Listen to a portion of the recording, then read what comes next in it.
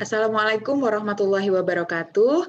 Terima kasih kepada Bapak, Ibu, dan saudara-saudara yang telah secara rutin bergabung dalam acara Cangkruan Sehat ala Dr. Libriansyah yang setiap Kamis 2 minggu sekali secara rutin dilaksanakan. Ya, pada hari ini kita akan membahas materi dengan judul Teknik Injeksi Insulin yang akan disampaikan oleh narasumber kita yaitu Dr. Libriansyah, spesialis penyakit dalam, konsultan endokrin metabolik diabetes, magister manajemen Finasim. Ya, untuk edisi kali ini kami memohon maaf karena kami akan hanya menayangkan materi ini dalam bentuk video karena kebetulan para narasumber juga anggota Cangkruan Sehat ala Dr. Libriansyah sedang dalam perjalanan di luar kota. Ya, untuk mempersingkat waktu, langsung saja saya serahkan kepada Dr. Libriansyah, SPPD KEMDMM Finasim, kepada beliau dipersilakan. Terima kasih Dr. Ega, Bapak-bapak, Ibu-ibu, semua yang saya hormati, saudara-saudara. Pertama, saya mengucapkan selamat memasuki tahun baru di awal sesi yang ke-7 ini ya, di tahun 2021.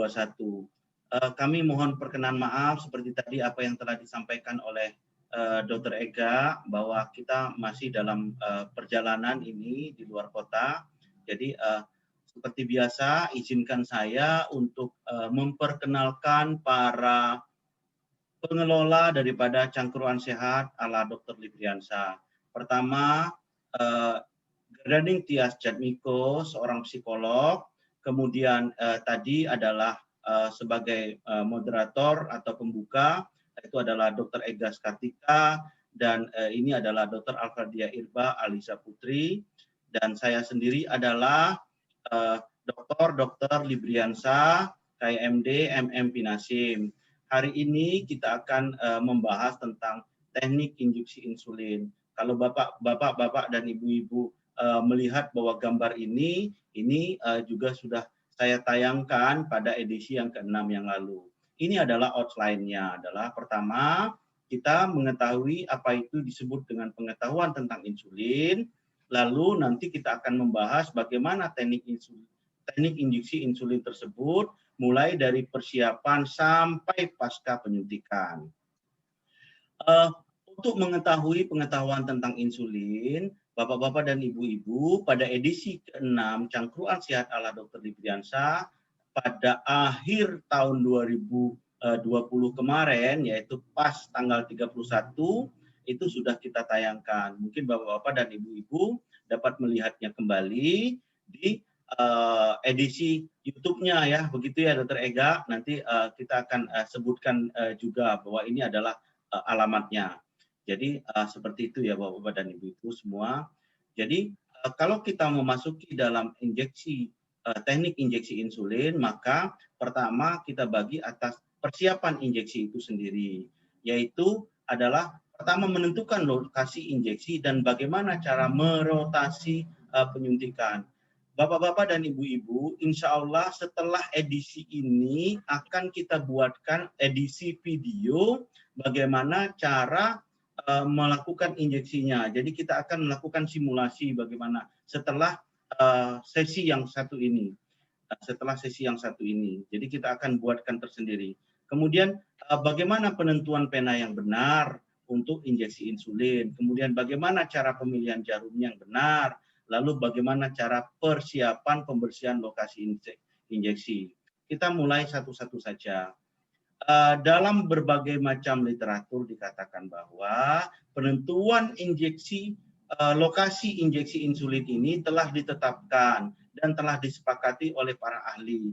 Pertama, kenapa itu disepakati dan kenapa ditentukan tempat-tempat tersebut? Karena telah ada penelitian bahwa disinilah adalah tempat-tempat yang dianggap paling aman dan paling pas untuk dilakukan injeksi insulinnya. Karena injeksi insulin itu menggunakan jarum yang telah terukur dan di sini dikatakan bahwa mempunyai jarak yang aman sekali sehingga sampai kepada tempat yang dituju untuk penyerapan insulin yang baik. Jadi pertama di daerah bahu atau lengan atas baik kanan dan kiri, di perut atau abdomen, di sekitar pusar, kemudian di paha, baik paha kanan kiri, kemudian di daerah bokong atau di daerah gluteal. Jadi ini adalah tempat-tempat yang telah disepakati oleh para ahli. Jadi banyak sekali tempat-tempatnya. Bagaimana kita untuk merotasinya setelah kita menentukan tempatnya? Ini adalah cara merotasi daripada tempat untuk injeksi insulin di perut, di perut atau abdomen. Ini adalah pembagian regio. Pembagian regio ini boleh mulai dari 1, 2, 3 atau terserah bapak-bapak, ibu-ibu mau membuat urutannya, mungkin di sini yang menjadi 1 itu terserah. Tapi ini adalah patokan umum. Setelah kita melakukan patokan umum, maka misalnya kita ambil di regio 1 ini, dilakukan injeksi mulai dari di sini, lalu dilakukan pemutaran injeksi ini sampai dalam 1 regio ini bisa 7 bahkan bisa sampai 8 kali tempat injeksi kalau dilakukan putaran. Putarannya boleh melalui searah jarum jam atau berlawanan dengan jarum jam. Jadi di perut ini saja, bahwa kalau kita mengambil bulatnya saja sekitar 8 kali 4 berarti berapa itu? 32 kali baru ketemu lagi di tempat injeksi yang pertama tadi. Itu maksudnya, sehingga ini menjadi aman dan baik sekali. Kemudian ini untuk rotasi di sekitar paha atau di paha, baik itu paha kanan maupun paha kiri, ataupun di daerah gluteal atau di daerah bokong. Jadi dimulai dengan seperti ini. Ya, Bapak-bapak dan Ibu-ibu, ini nanti bisa dilihat secara pelan-pelan di YouTube kita. Nah, beginilah cara merotasinya. Ini untuk yang di daerah bahu tadi atau lengan atas tadi, baik itu lengan atas kanan atau kiri. Kemudian ini yang di daerah gluteal atau bokong, ini yang di daerah perut, dan ini yang di daerah paha. Contoh untuk yang di daerah perut, kita mulai dari putaran di sini. Misalnya kita mulai dari titik 1.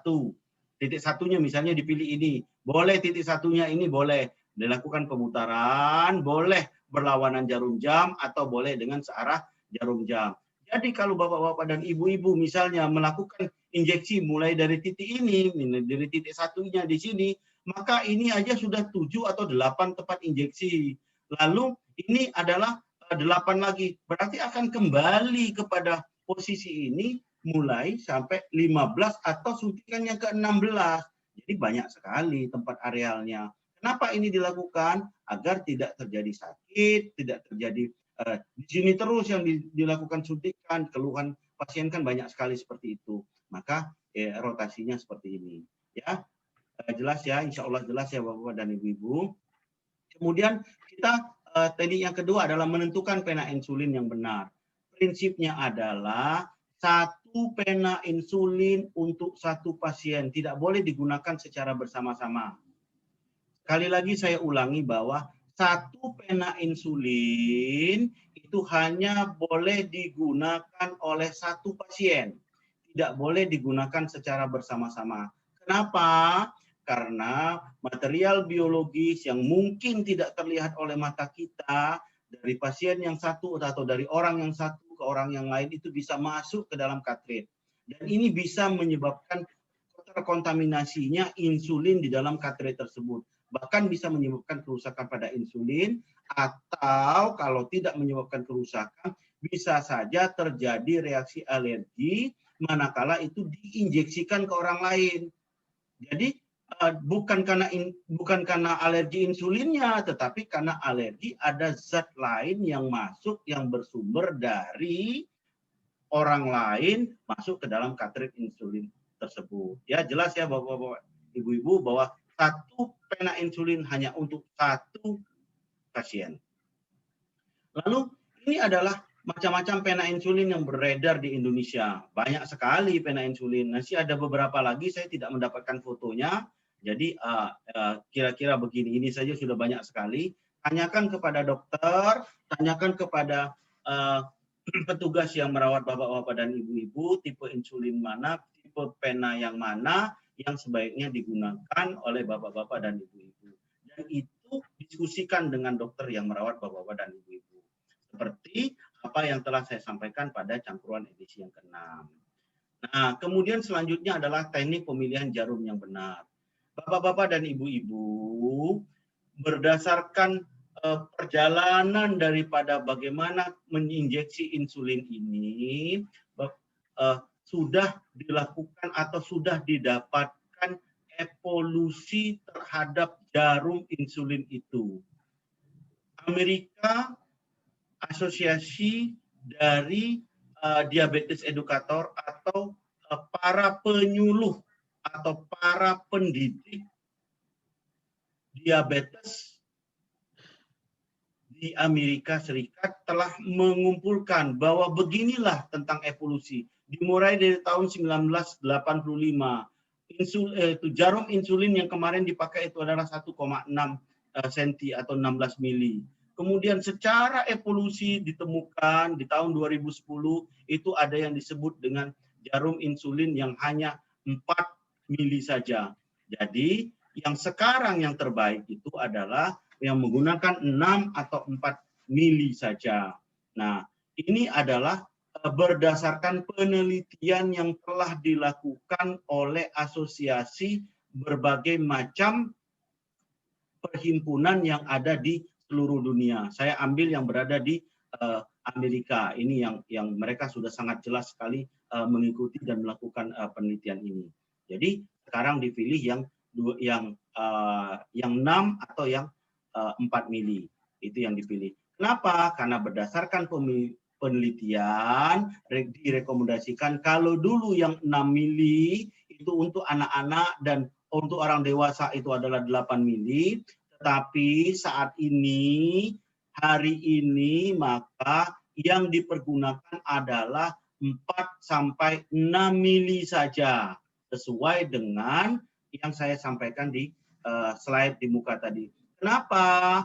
Berdasarkan penelitian bahwa menggunakan pena insulin atau jarum insulin yang 4 sampai 6 mili ini adalah sangat aman, efektif karena dosisnya sampai pada tempat yang dituju, lalu sangat rendah sekali rasa nyerinya, atau boleh dikatakan tidak ada rasa nyeri sama sekali. Karena itu halus sekali. Ini halus sekali. Ini sudah pembesaran lebih dari 500 kali. Bapak-bapak, ibu-ibu. Dan ini adalah kenapa digunakan yang 4 mili. Karena ini adalah struktur daripada kulit. Struktur daripada kulit itu terdiri daripada kulit itu sendiri dan terdiri daripada lapisan di bawah kulit, lalu lapisan otot termasuk lapisan pelapis otot yang disebut dengan fascia otot. Injeksi itu diharapkan berada di sekitar subkutan ini karena telah dilakukan pembuktian bahwa dengan dilakukan injeksi di sekitar ini menyebabkan dosisnya itu terserap dengan cara yang tepat. Tapi kalau dia dilakukan di bawah ini lagi, di bawah kulit ini lagi, maka kena fascianya, fascia otot itu miskin sekali dengan pembuluh darah sehingga penyerapannya menjadi terlambat atau dia masuk otot di banyak sekali pembuluh darah sehingga penyerapan insulin itu menjadi lebih cepat, dan hal ini menyebabkan terjadinya penyerapan atau absorpsi daripada dosis insulin itu bisa menjadi lebih lambat atau bisa menjadi lebih cepat. Jadi kadar gula darah kita tidak terkontrol dengan baik. Ini adalah kemungkinan bila kita menggunakan panjangnya jarum itu akan masuk ke dalam intramuskuler atau ke dalam muskuler, itu adalah otot, ke dalam daerah otot ini. Nah, ini. Kalau kita menggunakan yang 4 mili, maka hanya 0,4%. Jadi kalau dalam 1000 itu enggak sampai 5 yang kemungkinan salah. Makanya ini kita jelaskan, itu kecil sekali. Ya, jelas ya Bapak-bapak dan Ibu, makin panjang jarumnya maka makin dapat menyebabkan kesalahan tempat masuk menjadi ke dalam otot. Sampai sini jelas ya Bapak-bapak Ibu-ibu. Ya, ini saya pelan-pelankan. Kenapa harus memilih ini? Karena tebal daripada kulit itu hanya 2 sampai 2,5 mili saja. Nah, Ini jarum insulin. Jarum insulin itu saya ingatkan bahwa hanya dipakai untuk 1 kali saja. Banyak sekali pertanyaan, bahwa boleh tidak dipakai berkali-kali? Tidak boleh, Bapak-Bapak dan Ibu-Ibu. Sebaiknya dipakai untuk 1 kali saja penyuntikan, dan ini tidak mahal. Ini tidak mahal. Ini adalah jarum insulin yang belum pernah dipakai atau masih baru sekali. Bentuknya seperti piramid, dia bentuk segitiga di ujung, dan di sini ada naikkan sedikit sehingga bentuk seperti piramid, karena ini berfungsi untuk membelah daripada permukaan kulit kita. Dengan pembesaran 370 kali, ini adalah pemakaian jarum insulin yang telah dipakai 1 kali. Nih. Ini 1 kali, dia patah pecah di sini. Yang kedua kali sudah bengkok seperti ini. Yang sampai di atas 5 kali dia sudah seperti ini. Dan ini dapat merusak daripada struktur atau bentukan daripada lemak di bawah kulit yang seperti saya sebutkan di dalam skema tadi. Menyebabkan apa yang disebut dengan lipohipertrofi. Jadi lemaknya menjadi mengeras dan ini menyebabkan terjadinya kerusakan pada sel-sel lemak ini. Kalau dia mudah terinfeksi, maka mudah sekali terjadi infeksi, bahkan bisa berubah menjadi ke bentukan yang lain, dan ini tidak nyaman dan tidak jadi bagus. Padahal injeksi insulin itu keuntungannya juga adalah menyebabkan kita menjadi rasa segar dan kulit menjadi halus. Jadi jangan sampai kita salah dalam melakukan injeksi insulin. Jadi pena insulin hanya gunakan 1 kali ya Bapak Ibu. Jadi tempatnya sudah, kemudian bagaimana cara memutarnya sudah, bagaimana cara pemilihan jarumnya sudah, bagaimana bahwa kita menggunakan hanya untuk 1 kali, ini sudah sama-sama kita sampaikan. Lalu sekarang untuk menentukan atau pembersihan pada lokasi, ini persiapan. Pertama, cuci tangan dengan sabun dan air mengalir. Paling tidak dengan pembersihan yang seperti ini. Dianjurkan untuk melakukan ini. Atau paling tidak menggunakan desinfektan yang ada. Yang kedua, persiapkan. Kalau menggunakan jarum biasa seperti ini, kalau menggunakan penanya seperti ini, siapkan termasuk juga alkohol swabnya. Siapkan dulu alatnya. Dan bersihkan tempat untuk kita, setelah kita cuci tangan, bersihkan tempat untuk kita injeksi, itu dengan alkohol nanti atau sesudah dilakukan dengan pencucian dengan air sabun dan air yang mengalir. Kalau saya katakan bahwa saya suruh mandi dulu lah, atau kita lakukan ini ya untuk pagi dan untuk malam kan setelah mandi kan begitu. Kemudian untuk pelaksanaan penyuntikan, pertama periksa dan baca label yang terdapat pada pena insulin. Pastikan bahwa itu adalah insulin yang sudah betul-betul diperuntukkan bagi bapak-bapak dan ibu-ibu semua. Karena ini injeksi insulin ini adalah injeksi yang mandiri. Bapak-bapak dan ibu-ibu bisa melakukannya. Nanti insya Allah kita akan buatkan video simulasinya. Lalu diperhatikan manakala menggunakan insulin yang kalau dilihat itu ada yang kru dan ada yang bening. Khusus untuk yang kru itu yang namanya yang campuran, itu dilakukan pengocokan homogenisasi atau pelarutan atau menjadi sama dia dengan cara diletakkan di antara telapak tangan, lalu dilakukan pemutaran seperti itu atau dilakukan kocokan yang seperti ini ya, sampai kira-kira ya 10 kali lah putaran. Kemudian dilakukan pembersihan. Kalau yang sudah pernah dipakai, lakukan pembersihan, buka di segel karetnya itu tempat pemasangan jarum. Lalu dibuka lapisan jarum ininya, segel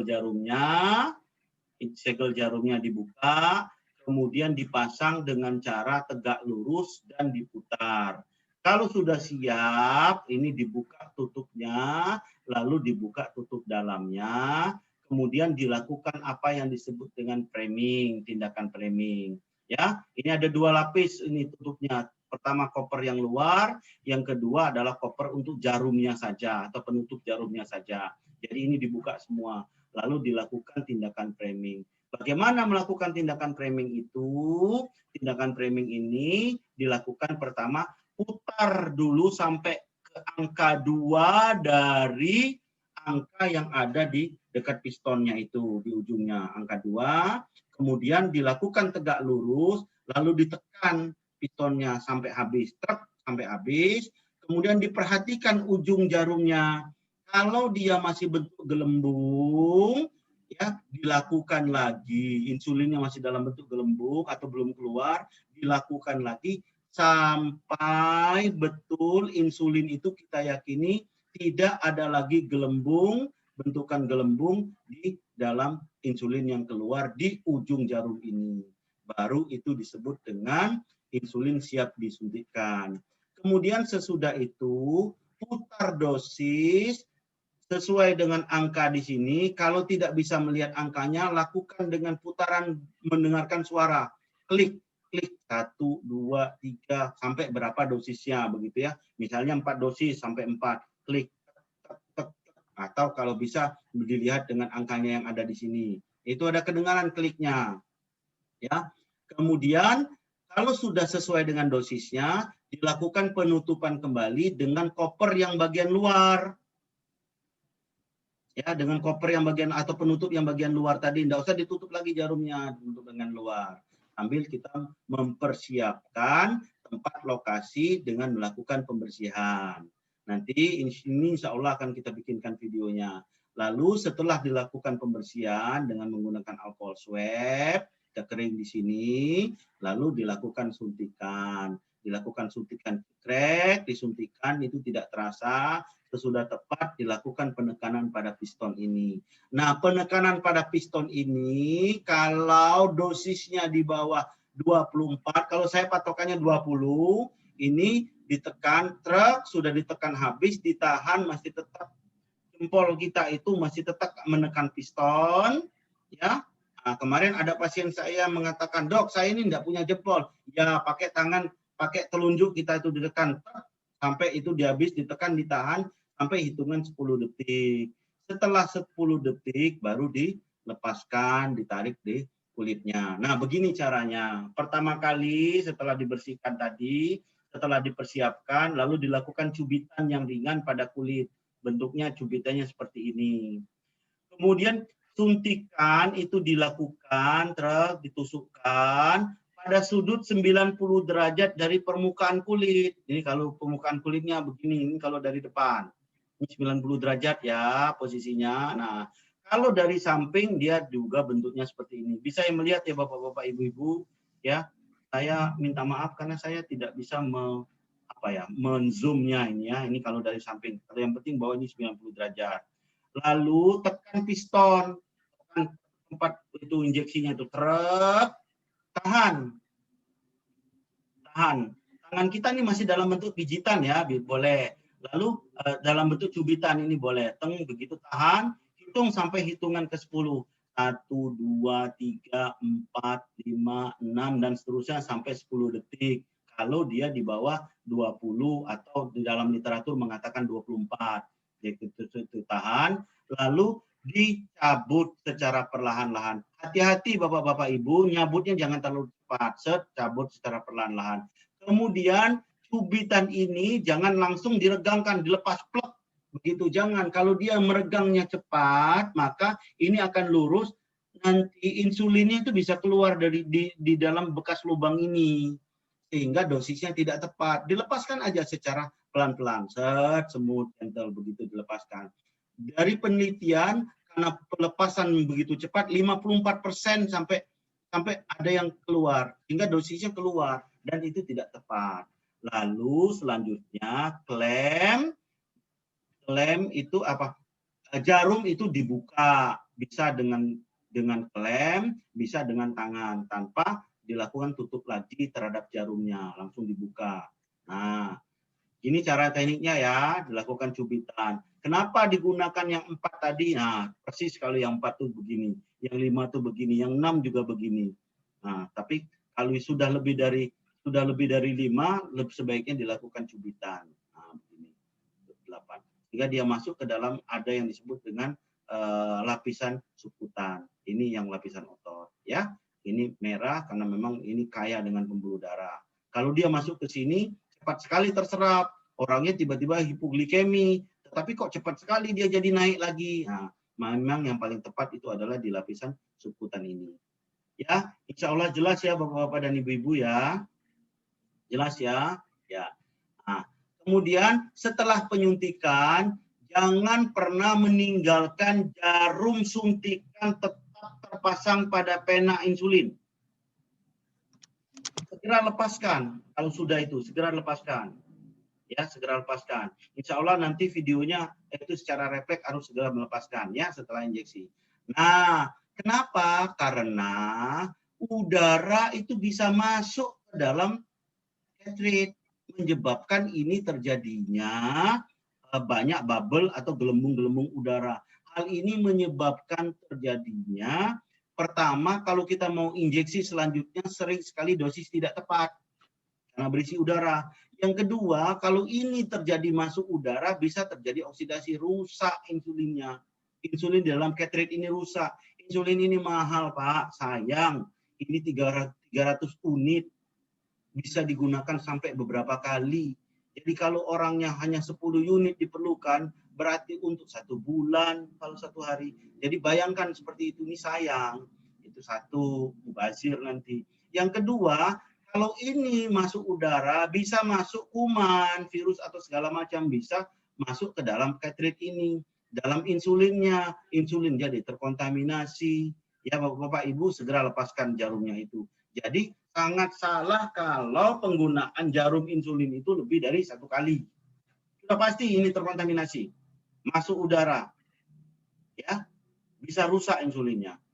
Kemudian kalau ini lamban kita buka, terjadi peningkatan suhu, maka ini mengeras sehingga jadi buntu. Nanti kita kotak-katik, suntikannya, cartridge-nya rusak, pennya rusak, insulin sayang. Jadi ya begitu ya Bapak-Bapak dan Ibu-Ibu. Ya, jelas ya. Kemudian setelah ini, setelah dilakukan penyuntikan, baik jarumnya saja yang dibuang atau cartridge yang sudah kosong tadi itu segera dibuang di dalam plastik, kantong plastik yang keras agar tidak tertusuk, agar tidak terkontaminasi.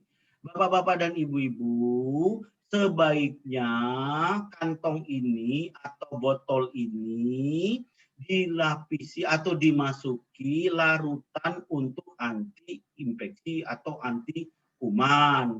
Karena kenapa? Bagaimana cara membuatnya? Yaitu dengan larutan iodin 1 bagian, misalnya 1 cc, 1 sendok, ditambah dengan 9 bagian air. Jadi kalau 1 cc, 10 cc air.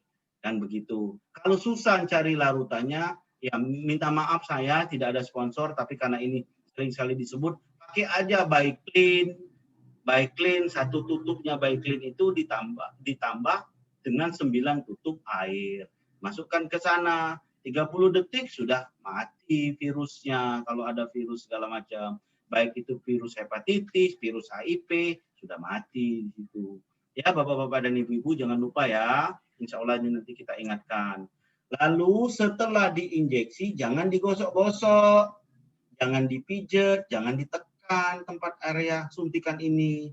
Karena itu dapat menyebabkan mudahnya penyebaran daripada insulinnya itu, atau yang kedua, sehingga menyebabkan mudah terserap, dosis yang jadi tidak tepat, atau waktunya menjadi tidak baik. Yang kedua bisa keluar dia, sayang insulinnya tidak tepat dosisnya. Lalu periksa tempat lokasi penyuntikan, apakah terjadi bengkak, perdarahan, dan lain-lain. Jelas ya sampai di sini ya? Jelas ya, Dokter Ega? Jelas ya? Ya. Ya. Terima kasih. Kemudian sebagai kesimpulan bahwa penyuntikan insulin yang benar itu sangat membantu kita dalam mengobati kendali kadar gula darah karena ketepatan dosis insulin itu juga sejalan dengan ketepatan bagaimana cara kita menginjeksikan insulin. Kemudian jangan takut Bapak-Bapak dan Ibu-Ibu, sekarang ini baik jarum, pena, insulinnya itu sudah menggunakan teknologi yang sangat baik sehingga secara optimal dan secara maksimal itu memberikan kenyamanan. Dan kalau itu sudah diobati dengan cara yang baik, kualitas hidup daripada penderita diabetes itu akan menjadi lebih baik. Saya kira demikian apa yang dapat saya sampaikan. Terima kasih kepada Bapak-Bapak dan Ibu-Ibu semua. Mohon maaf kalau ada yang kurang pas. Bapak-Bapak dan Ibu-Ibu bisa melanjutkan atau melihatnya kembali di YouTube secara berulang. Nanti Dr. Ega akan menyampaikannya, di mana alamatnya.